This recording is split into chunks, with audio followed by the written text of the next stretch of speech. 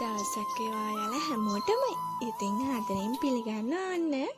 ඉතින් ගොඩ කාලෙකට පස්සේ මම මෙන්න මේ පැත්තට ආවා. ඇත්තටම කොළ වැටිලා පේනවනේ. ඒ පැත්ත නම් විනාශ වෙලා වගේ. ඉතින් ගස් කොළන් වල ගෙඩි නැහැ. ඉතින් පාළුවට ගිහින් වගේ දැනෙනවා. ඉතින් මට හිතුණා ඉස්සර වෙලාම වම්බට තියෙන තැන පොටක් ඒට කෙලි කරගන්න. ඊට වටේ තිබුණේ මෑ කරල් ගිහින් තිබුණා ඉන්නවල. ඉතින් මං ඒ ටික තමයි ඉස්සර වෙලා අයින් කරගන්නේ. මේ කරල් අයින් කරගන්නේ. ඒ මේ කරල් මේ හරියට නැහැ. ඒ කියන්නේ පෝෂණය මදි වෙලා හරි මොකක් හරි ඒ කියන්නේ පොහොර දාන්නේ නැණි වැඩි. ඒ නිසා වෙන්නත් ඇති වැස්ස කාලේ නිසා. ඇත්තටම අසන්නක් තිබුණේ නැහැ. ඉතින් ඒ ටිකත් අයින් කරලා ඉවරලා අලුතෙන් මොනවා හරි ටිකක් දානවායි කියලා හිතාගෙන තමයි මම මේ වැඩේ කරන්න පටන් ගත්තේ. මේක දවස් එකක දෙයක් මේ කරපු වැඩ ටික දවස් දෙක තුනක එකතුවක්.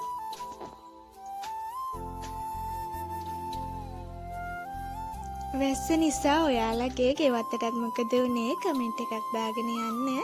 ඉතින් මගේ channel එක Memories of Love channel එක. ඉතින් ඒකේ දැන් වෙනකොට 96 දෙනෙක් එකතු වෙලා ඉන්නවා. ඉතින් 100 වෙනි අදියරට ඉතින් මට තව 4 දෙනෙක් වගේ තමයි එකතු වෙන්න ඕනේ. ඉතින් ඇත්තටම මේක චූටි ගාණක් වුණාත් මේක මගේ ලස්සන ෆැමිලි එකක් ගොඩනගා ගන්න ගමන් මගේ මතකයන් එකතු කරන තැනක් තමයි මේක. ඉතින් ඔයගොල්ලෝ මගේ මතකයන් බලනවට ගොඩාක් ස්තුතිවන්ත වෙනවා. ඉතින් ගහ ඒ කියන්නේ වම්බටු ගහක ඕනම ගහක මම නම් හිතන්නේ ගහ රිලැක්ස් කරාම තමයි ඒක ගෙඩි හැදෙන්නේ, පෝෂණය ඒ කියන්නේ හොඳට වර්ධනය වෙන්නේ. එහෙම කියලා මම හිතන්නේ. මම මේ දේවල් ගැන වැඩි දැනුමක් තියෙන කෙනෙක් නම් නෙමෙයි හොඳේ. ඔයාලා හැමෝම කලින් වීඩියෝ වලදී දකින්න ඇතිනේ මගේ ගෙවත්ත කොහොමද තිබුණේ කියලා. මෑ කරල්, කරවිල, පතෝල, වැටකොළු වගේ මේ වගේ ಜಾති වලින් නම් ඇත්තටම ගොඩක් පිරීලා තිබුණේ. මම පතෝල පොඩි පොඩි දේවල් ඒ කියන්නේ ගෙවල් ගාව ඉන්න අය ගත්තත් එක්ක වැස්ස නිසා පතෝල කුණු වෙන්න ගත්තා. එතකොට ඔය ආවරණය කරන තියෙන දේවල් නම් ඇත්තටම කුණු වෙන්න ගත්තා. ඊට පස්සේ ඉතින් ඔන්න දැන් මන් ටිකෙන් ටික වැඩේ කරගෙන යන ගමන් තමයි ඉන්නේ. මේ වැඩේට මම තනියම තමයි මුණ දෙන්නේ. මොකද මම මේ වැඩේ මුලින් ඉඳන්ම තනියම තමයි කරේ. පස් කපපුවා මේ හැම දෙයක්ම. ඉතින් පොඩි පොඩි සහයෝගයන් ගෙදරින් ලැබුණා. මොකද ඒ හැම දෙයකම අපි ගෙවත්තෙන්ම ගන්න උමනාවක් තිබුණා. ඇත්තටම මේ වෙද්දි එළවලු මම ඕගොල්ලන්ට පෙන්නන්නම්. ඇත්තටම එළවලු වලට වසවිස ගහලා ගන්නවට වඩා ගෙවත්තෙන් ගන්න එක ගොඩක් හොඳයි. ඒකට හේතුව මම හිතන විදිහට ඒගොල්ලෝ දැන් මම බඩිනුඟු වගා කරානේ.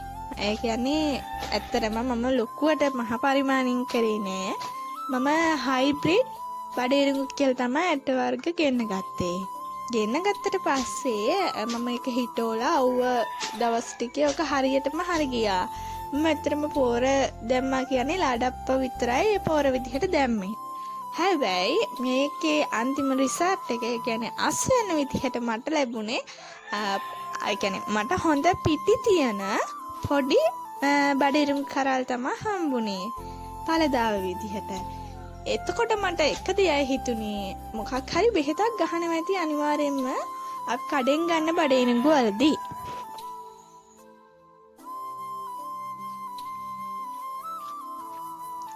අපේ ජීවිතේට ඇත්තටම ලස්සන දවස් වගේම මම වෙනදා කියනවා වගේම ලස්සන දවස් වගේම මිහිරි අසතුටු දවසත් එනවා. ඉතින් අපි හැම දවසකටම මුණ දෙන්න ඕනේ නේද? ඉතින් අපි කොහොම හරි ඉතින් ගොඩනගාගමු අපි මේ ගෙවත්ත. ඉතින් ඔන්න අවසානයේදී බලන්නකෝ මං ගස් ටික රිලැක්ස් කරලා කොළ ටික දැන් කඩලා ඉවර වෙලා තියෙන්නේ. ඔන්න පේනවනේ දැන් ආයෙමත් හැදීගෙන එනගමන් තමයි තියෙන්නේ. මේ ටික හොඳටම දැන් හැදෙනවා.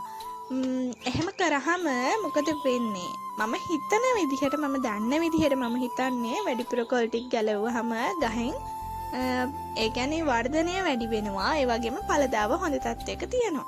ඉතින් මම ওই විදිහටම මෙතන තිබුණු මාළි මිරිස් පැල් ටිකත් ඒ විදිහටම මම කොළ ටික ඉවත් කරලා ලස්සනට සුද්ධ කරලා ගන්නවා.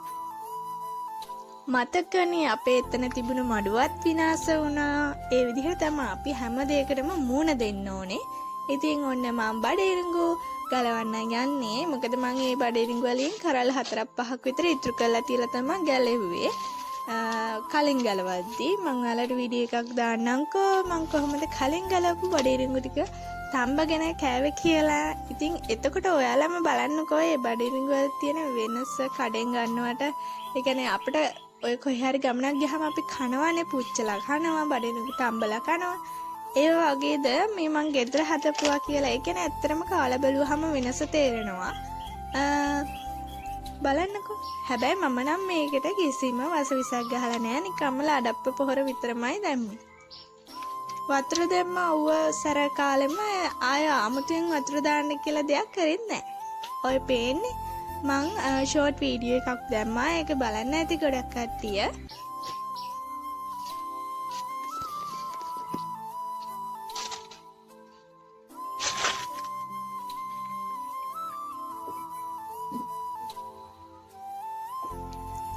ඉතින් මම මෙන්න මේ විදිහට තමයි බඩේරිඟු පැල ටික ඉවත් කරගත්තේ. මේ කවරවල මොනවා හරි හිටවන්න හිතාගෙන ඉන්නව නයි මිරිස් පැල ටිකක් හරි මොනවාම හරි ආයෙ මට අලුතෙන් හිටවන්න ඕනනේ. ඉතින් මේ තියෙන්නේ පතෝල වැල්. මේකෙන් නම් ඇත්තටම පතෝල කරල් ගොඩාරියක් අපි ගත්තා. ගෙදර උයන්නත් ගත්තා, පිටායට දෙන්නත් ගත්තා. ඉතින් දැන් ඒකේ කාලේ හරි ඉවර වෙලා. ඉතින් මම ඒකත් සුද්ධ කරගත්තා මේ විදිහට.